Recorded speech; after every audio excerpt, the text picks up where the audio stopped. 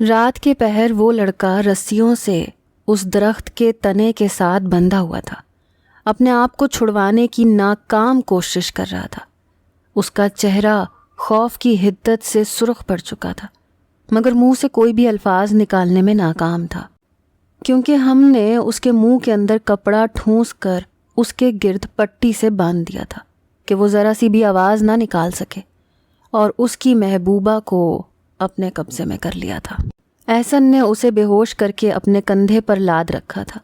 میں رسیوں سے اس کے بازو کو درخت کے تنے کے پیچھے باندھ رہا تھا، اور کامران ان جھاڑیوں سے باہر گاڑی لیے ہمارا منتظر تھا، کیونکہ آج کی دعوت تو واقعی بہت لاجواب تھی جو ہم تینوں نے مل کر اڑانی تھی۔ وہ لڑکی انتہائی خوبصورت تھی جو اپنے عاشق کے ساتھ ان جھاڑیوں میں چھپ کر محبت کا عملی اظہار کرنا چاہ رہی تھی، مگر ہم تینوں جو کب سے گھات لگائے بیٹھے تھے کہ کب کوئی کپل ان جھاڑیوں کے درمیان میں آئے اور کب ہم اسے اچک لیں، یہ ہمارا آئے روز کا مشغلہ بن چکا تھا، کیونکہ جب سے ہمیں یہ علم ہوا تھا کہ ان جھاڑیوں کے اندر اکثر ہی لڑکا لڑکی ڈیٹ مارنے آتے ہیں، تو ہم تینوں لوفر دوستوں نے مل کر ایک منصوبہ بنایا تھا۔ کیونکہ ہم تینوں ہی کسی گرل فرینڈ نامی مخلوق سے نا آشنا تھے، لڑکیاں ہمیں گھاس تک نہ ڈالتی تھیں، اسی لیے ہم نے دوسرے مردوں کے حق پر ڈاکہ ڈالنے کی ٹھان لی تھی۔ یہ پارک کافی زیادہ ویران اور بنجر سا تھا۔ یہ فیملی پارک نہیں تھا کیونکہ کافی ویران اور بنجر تھا، مگر یہاں پر صرف وہی لوگ آتے تھے جو فیوچر میں شاید اپنی فیملی بلانے کی پلاننگ کرتے تھے۔ ایک روز میں اپنے آوارہ دوستوں کے ساتھ اس پارک میں آیا۔ ہم سب لوگ ان جھاڑیوں کے قریب بیٹھ کر سگریٹ کے کش لگا رہے تھے اور کہے لگا رہے تھے کہ اچانک ہمیں ان جھاڑیوں کے اندر سے ایک نسوانی سی آواز سنائی دی جو شاید کسی مرد سے ہلکی ہلکی سرگوشی میں باتیں کر رہی تھی، اور اس کی سرگوشی ہمارے کانوں میں ایک عجیب سا رس گھولنے لگی۔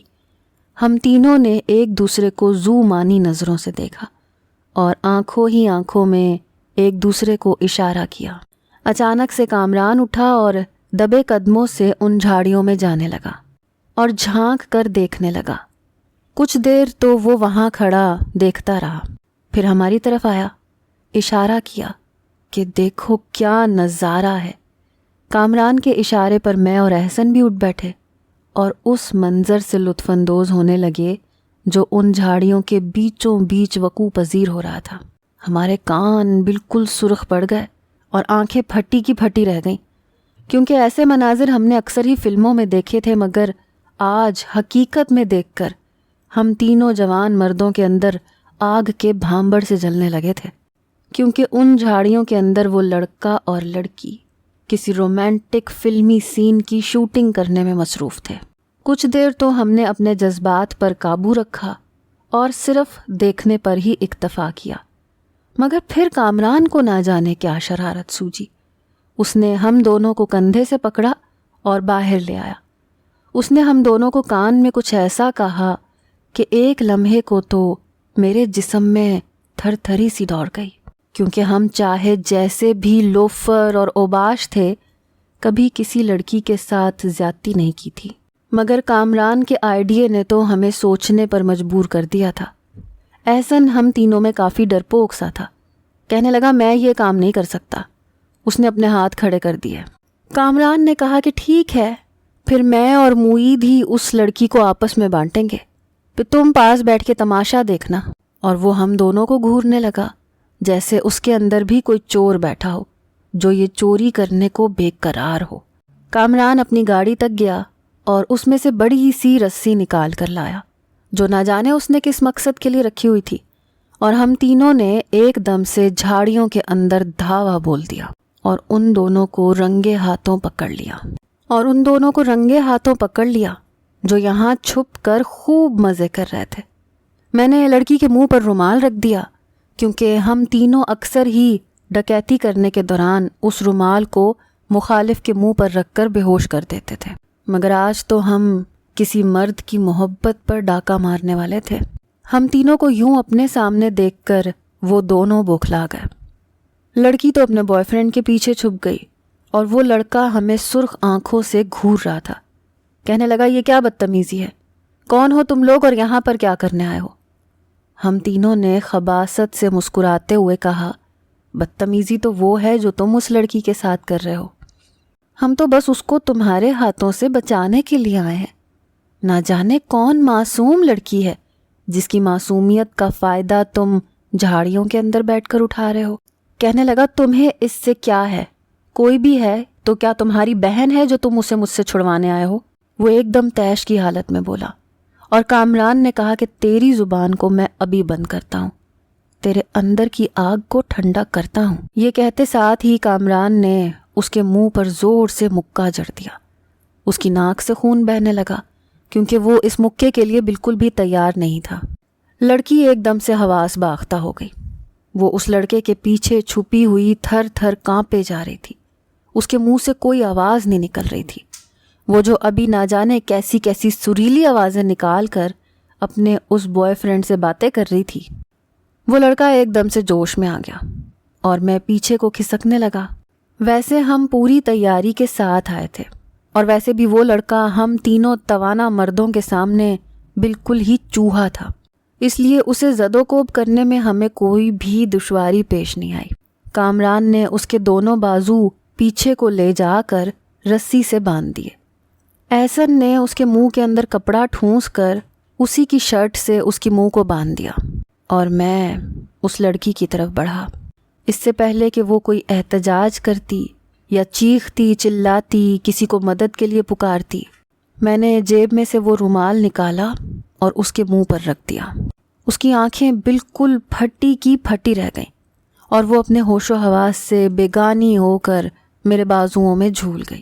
میں نے جھاڑی کے پاس سے اس کی چادر اٹھائی اور اسے اچھی طرح سے لپیٹ لیا اور اپنے کندھوں پر لاد لیا.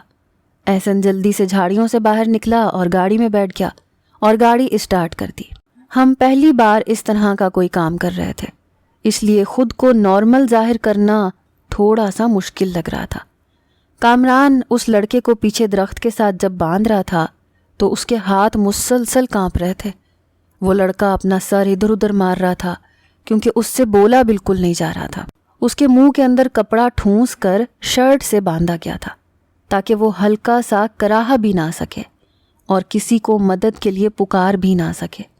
ویسے بھی یہ جھاڑیاں اس قدر سنسان اور ویران تھیں کہ یہاں پر دوپہر کے اس وقت کوئی بھی نہیں بھٹکتا تھا، اس لیے ہم اپنا کام تسلی سے کرنے لگے.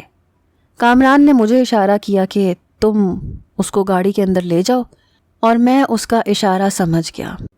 میں گاڑی سے باہر آیا، ادھر ادھر کا اچھی طرح سے معائنہ کیا اور پھر گاڑی کی طرف بڑھ گیا.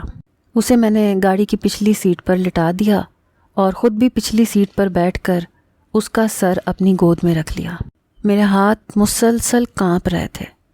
اس کے بال اس کے سفید چہرے پر بکھرے تھے. وہ چاندی کی کوئی مورت لگ رہی تھی یا پلاسٹک کی کوئی گڑیا جس میں کوئی جان نہ ہو، مگر وہ بہت خوبصورت ہو. میں کچھ لمحے مبہوت سا اسے دیکھتا رہا. میرے اندر عجیب سی بے چینی سرایت کر رہی تھی. اب ہمیں صرف کامران کا انتظار کرنا تھا. تھوڑی دیر بعد وہ ہانپتا ہوا جھاڑیوں کے باہر سے نکلا اور فرنٹ سیٹ پر آ کر بیٹھ گیا.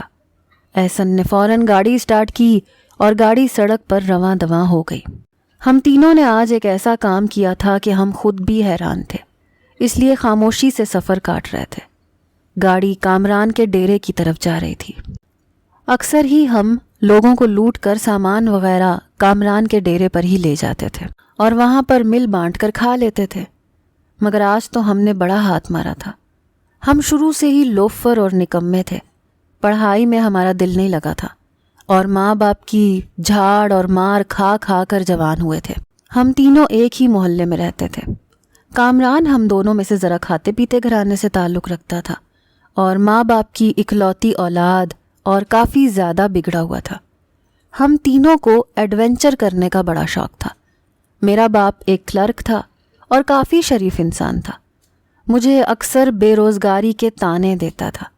کہتا تھا کہ مفت کی روٹیاں کھانا چھوڑ کر کوئی کام دھندا کر لو.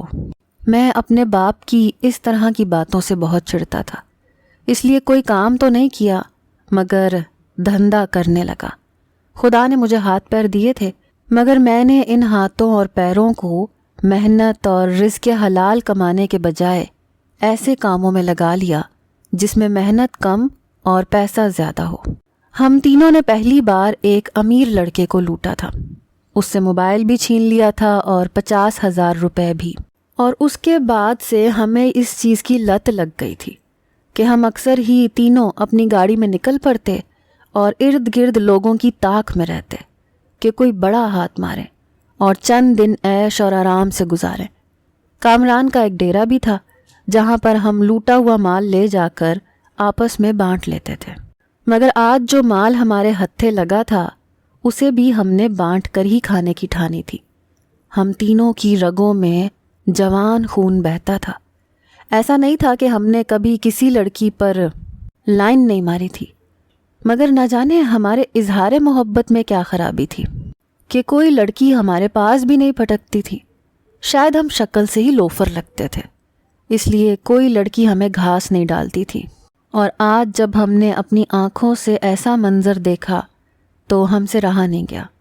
کوئی لڑکی اپنی مرضی سے ہماری زندگی میں شامل ہونا نہیں چاہتی تھی تو چلو ایسے ہی صحیح۔ ویسے بھی آج تک ہم زبردستی ہی تو کرتے آئے تھے، اس لڑکی کے ساتھ بھی کر لی تو کیا ہو جائے گا، مگر ہمیں نہیں پتا تھا کہ ہمیں اس لڑکی کے تجربے کے بعد عورت ذات کا ایسا چسکا پڑ جائے گا کہ ہم باقی سارے کاموں کو چھوڑ چھاڑ کر صرف اسی کام کے پیچھے جانفشانی سے لگ جائیں گے۔ اس لڑکی کو ڈیرے پر لے کر آنے کے بعد ہم نے اسے کمرے میں بیڈ پر لٹا دیا اور ایک دوسرے کی شکل دیکھنے لگے۔ کامران کہنے لگا کہ قرآن اندازی کرتے ہیں، جس کا نام پہلے اس کی باری پہلے۔ ہم سب کا ضمیر بالکل سو چکا تھا، یا شاید بچپن سے ہی سویا ہوا تھا، مگر اتنا گھنونا جرم ہم نے آج تک نہیں کیا تھا، اس لیے دل میں ایک ملال سا بھی تھا، مگر یہ ملال اس لذت کے سامنے کوئی معنی نہیں رکھتا تھا جو ہم اس کے وجود سے اٹھانے والے تھے۔ اس لیے ہم نے ضمیر کو لمبی تان کر سلا دیا اور باری باری اس کے وجود سے لذت حاصل کر کے اسے انہی جھاڑیوں میں لے جا کر لٹا دیا، کیونکہ وہ ابھی تک بے ہوشی کی حالت میں تھی اور اس کا بوائے فرینڈ ابھی بھی وہاں پڑا سسک رہا تھا۔ ہم تینوں نے اپنے چہرے چھپا رکھے تھے، اس لیے وہ ہمیں پہچان نہیں سکے۔ ویسے بھی وہ یہاں پر غلط کام کرنے آیا تھا، اگر وہ پولیس وغیرہ میں ہماری اطلاع کرتا تو خود بھی پھنس جاتا، اس لیے ہم نے جاتے جاتے اس کے ہاتھ کھول دیے اور ان دونوں کو وہیں چھوڑ کر واپس آ گئے۔ اس کے بعد نہ جانے کتنی لڑکیاں آئیں اور ہمارے ہاتھوں کا کھلونا بنی، کیونکہ یہ پارک صرف اسی کام کے لیے مختص کیا گیا تھا کہ یہاں پر نوجوان کپلز آ کر ڈیٹ مارتے تھے، اور ہم ان کپلز کے ساتھ ایسا کرتے تھے کہ لڑکے کو وہیں پر باندھ دیتے تھے اور لڑکی کو اٹھا کر ڈیرے پر لے آتے تھے۔ پھر ہم قرآن اندازی کر کے اپنی اپنی باریاں لگاتے اور فارغ ہونے کے بعد اسے واپس وہیں پھینک کر آ جاتے تھے۔ مگر آج جو لڑکی ہمیں ملی تھی وہ ان سب میں بہت ہی زیادہ خوبصورت تھی، جو ہمارے ہاتھ کا کھلونا بن چکی تھی۔ ہم نے اس کے فرینڈ کو انہی جھاڑیوں میں باندھ کر ہم اس لڑکی کو اپنے ڈیرے پر لے آئے تھے۔ یہ لڑکی اور لڑکا ہمیں رات 9 بجے وہاں پر ملے تھے۔ وہ ایک گاڑی سے نکلے تھے اور انہی جھاڑیوں کے اندر گھس گئے تھے جہاں پر ہم پہلے سے ہی گھات لگا کر بیٹھے تھے۔ ایسا پہلی بار ہوا تھا کہ اتنی لیٹ نائٹ کوئی کپل آیا تھا، ورنہ تو دوپہر کے وقت ہی زیادہ تر لڑکیاں اور لڑکے آتے تھے۔ خیر ہمیں تو دعوت سے مطلب تھا، چاہے جس ٹائم بھی مل جائے۔ ویسے بھی رات کے وقت اس لڑکی کو یہاں سے لے جانا زیادہ سیف تھا۔ وہ لڑکا کافی زیادہ قوی مرد تھا، اس کے ڈیل ڈول بھی کافی تھے، مگر پھر بھی ہم تینوں نے اسے بڑی مشکل سے قابو کر کے اس درخت کے تنے کے پیچھے باندھ دیا۔ لڑکی کو تو ہم پہلے ہی بے ہوش کر چکے تھے، وہ بے سدھ سی ان جھاڑیوں کے بیچوں بیچ پڑی تھی۔ لڑکی نے کچھ ایسا لباس پہنا ہوا تھا جو کہ کافی چست تھا۔ ہم نے ان دونوں کو ان کی دعوت شروع ہونے سے پہلے ہی پکڑ لیا تھا۔ میں ہمیشہ کی طرح اس لڑکی کو کندھے پر اٹھا کر گاڑی میں لے جانے لگا اور اس کا سر اپنی گود میں رکھ لیا۔ وہ انتہائی خوبصورت اور حسین لڑکی تھی۔ میرے دل میں عجیب سی گدگدی سی ہونے لگی۔ کبھی کبھی میرا دل چاہتا تھا کہ کوئی خوبصورت لڑکی مجھ پر دل ہار دے اور مجھے یوں کسی کے ساتھ زبردستی نہ کرنی پڑے۔ مگر شاید میرے جیسے کردار کے حامل انسان کو کوئی شریف لڑکی ملنا مشکل تھی، اس لیے میں نے یہی طریقہ اپنا لیا تھا اپنی نفسانی خواہش کی تکمیل کے لیے۔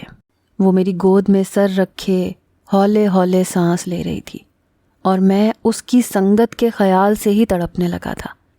جب ہم ڈیرے پر پہنچے اور اس لڑکی کو کمرے میں لٹایا تو تھوڑی دیر کے لیے باہر آ گئے، کیونکہ ہم اس لڑکی کی دعوت کا مزہ اس کے مکمل ہوش و حواس کی حالت میں لینا چاہتے تھے، اس لیے اس کے جاگنے کا انتظار کرنے لگے۔ آج سب سے پہلے دعوت اڑانے کی باری میری تھی، اس لیے میں تو بہت ہی زیادہ ایکسائٹڈ تھا۔ میری تو بھوک بھڑک چکی تھی۔ کامران اور حسن مجھے چھیڑ رہے تھے، کہنے لگے کہیں تمہیں اس لڑکی سے محبت تو نہیں ہو گئی۔ میں نے کہا کہ محبت ہم جیسوں کا شیوا تھوڑی نہ ہے، ہمیں تو کسی اور چیز سے مطلب ہے۔ میں نے ایک آنکھ ماری اور ہم سب لوگ ہنسنے لگے۔ تھوڑی دیر کے بعد جب ہم کمرے میں داخل ہوئے تو اگلا منظر دیکھ کر ہم سب کے 14 طبق روشن ہو گئے، کیونکہ وہ لڑکی تو ہماری سوچ سے بھی بڑھ کر نکلی۔ ہم جو یہ سوچ رہے تھے کہ اس لڑکی کو ہوش و حواس کی حالت میں لا کر اس کی دعوت اڑائیں گے، تو ہمارے تو پسینے ہی چھوٹ گئے، کیونکہ وہ ہمارے سامنے بیڈ پر ایک ادا سے بیٹھی تھی۔ ایسا پہلی بار ہوا تھا جب عورت خود ہمیں دعوت دے رہی تھی کہ آؤ میرے قریب آؤ، کیونکہ اکثر لڑکیاں ہوش میں آنے کے بعد ہم سے التجا کرتی تھیں، ہمارے سامنے ہاتھ جوڑتی تھیں، پیروں میں گر جاتی تھیں کہ ہماری عزت پر ہاتھ نہ ڈالو، اور ہم الٹا اسے یہ بات کہتے تھے کہ اگر تمہیں اپنی عزت کا خیال ہوتا تو تم اس لڑکے کے ساتھ ان جھاڑیوں میں کیوں آتی؟ ہم بھی تو لڑکے ہی ہیں اور ہم بھی وہی کام کریں گے جو تمہارا بوائے فرینڈ تم سے کرنا چاہتا تھا، اس لیے پریشان مت ہو۔ مگر یہ لڑکی تو ہماری سوچ سے بہت بڑھ کر نکلی۔ ہم تینوں ایک دوسرے کو معنی خیز نظروں سے دیکھنے لگے، کیونکہ پہلی بار کوئی لڑکی اپنی رضامندی سے ہمارے قریب آنے لگی تھی، اس لیے ہم آپس میں دیکھ کر مسکرا رہے تھے کہ چلو کوئی تو ہے جو اپنی رضامندی سے خود کو ہمارے حوالے کر رہی ہے۔ لیکن جیسے ہی ہم اس لڑکی کے قریب گئے، اس نے کچھ ایسا کیا کہ ہم سب کے 14 طبق روشن ہو گئے، کیونکہ وہ لڑکی تو فل پٹاخہ لڑکی تھی۔ وہ ہمارے سامنے بے لباس ہونے لگی، جبکہ ہم اسے حیرت سے دیکھ رہے تھے کہ وہ کس قدر بے باک لڑکی ہے، جو ہم جیسے ہٹے کٹے 3 مردوں کو سامنے دیکھ کر اور بھی زیادہ بے باکیوں پر اتر آئی ہے۔ کیا اسے اندازہ نہیں ہے کہ ہم اس کے ساتھ کیا کرنے والے ہیں؟ مگر اس کے چہرے پر ذرا سی بھی پریشانی نہیں تھی، بلکہ وہ پراسرار سی مسکراہٹ کے ساتھ یہ سب کچھ کر رہی تھی۔ اس سے پہلے کہ میں آگے بڑھتا اور اس کی مدد کرتا، وہ کہنے لگی کہ تم اکیلے نہیں بلکہ تم تینوں ایک ساتھ یہاں پر آؤ، اور ہم ایک دوسرے کو بالکل ہونکوں کی طرح دیکھ رہے تھے۔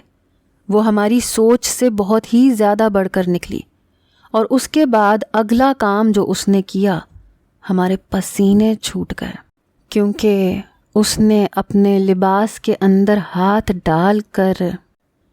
ہم تینوں جیل کی سلاخوں کے پیچھے سر پکڑ کر بیٹھے تھے۔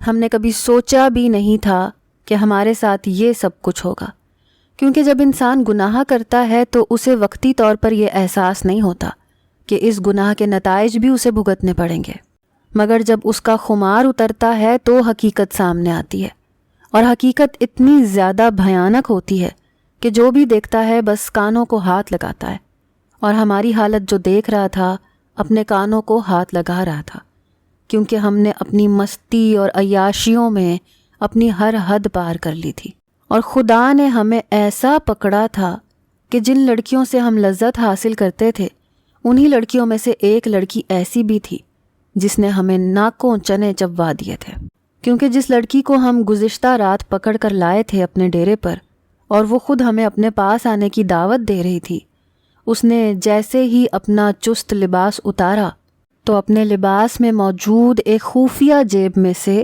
ہاتھ ڈال کر ایک پسٹل نکالا اور ہمارے سر پر تان دیا۔ یہ بالکل کسی فلمی سین جیسا تھا۔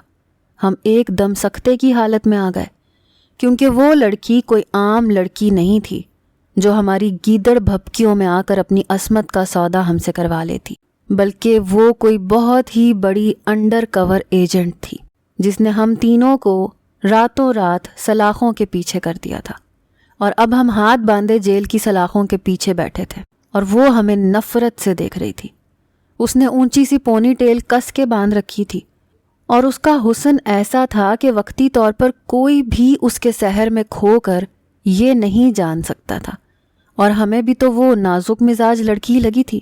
مگر جیسے ہی ہم اس کے قریب بڑھے اس نے پسٹل نکال کر ہمارے سروں پر تان لی، اور اتنے میں پولیس کے سائرن بھی بجنے لگے اور کامران کے ڈیرے کو چاروں طرف سے گھیر لیا گیا، کیونکہ یہ سب کچھ اسی کا پلان تھا۔ وہ لوگ کب سے ہماری گھات لگائے بیٹھے تھے کہ کب ہم اپنا جرم قبول کریں اور کب وہ ہمیں رنگے ہاتھوں پکڑے۔ جس طرح سے ہم کپلز کو رنگے ہاتھوں پکڑتے تھے اسی طرح سے پولیس نے ہمیں رنگے ہاتھوں پکڑ لیا تھا، اور اب ہم تینوں جیل کی سلاخوں کے پیچھے سر پکڑ کر بیٹھے تھے، ایک دوسرے کو الزام دے رہے تھے، اور وہ لڑکی ہمیں حقارت سے دیکھ رہی تھی۔ اچانک ہی اس کے پاس اس کا ساتھی آفیسر بھی آ کر کھڑا ہو گیا اور مسکرا کر ہمیں دیکھنے لگا۔ اسے دیکھ کر تو ہمارے 14 طبق روشن ہو گئے، کیونکہ یہ تو وہی قوی اور توانا مرد تھا جسے ہم نے جھاڑیوں میں باندھا تھا، بڑی مشکلوں سے، کیونکہ وہ اسی لڑکی کے ساتھ وہاں پر آیا تھا۔ ہم انہیں ہونکوں کی طرح دیکھ رہے تھے کیونکہ انہوں نے ایک منصوبے کے تحت ہمیں پکڑا تھا۔ وہ دونوں کوئی گرل فرینڈ بوائے فرینڈ نہیں تھے، بلکہ سیکرٹ ایجنٹ تھے جنہوں نے ہمیں پکڑنے کے لیے ایک فل پلاننگ کی تھی، کیونکہ جن لڑکیوں کو جھاڑیوں میں سے اٹھا کر ہم نے ان کی عصمت دری کی تھی ان میں سے کچھ لڑکیوں نے پولیس میں رپورٹ درج کروائی تھی۔